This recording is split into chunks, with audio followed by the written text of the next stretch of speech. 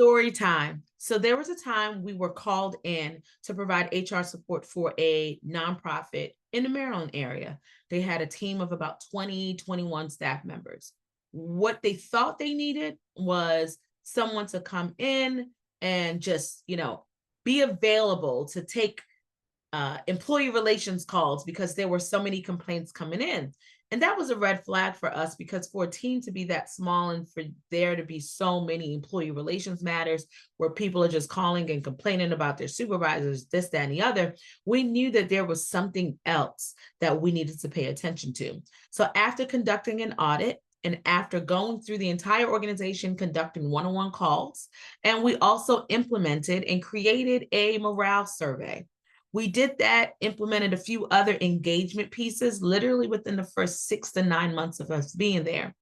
After getting some intel and some additional information, what we realized is that people that were in leadership roles were promoted based off of tenure and technical competence, but not leadership competence. So, what we ended up doing was doing some workplace personality assessments.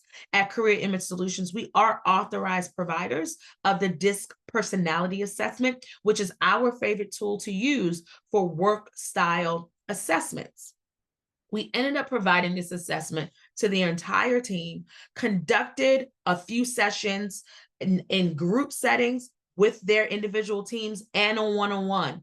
And lo and behold, a lot of the issues that were taking place was not necessary. There was some competence deficiencies, but mostly it was about the way that they worked. They just didn't know each other. Although most of them have been working together for about 7+ years, they really didn't know who they were. They didn't know who they were working with. Everybody was just focused on doing, but nobody stopped to figure out who they were being and becoming as a result of what they were doing.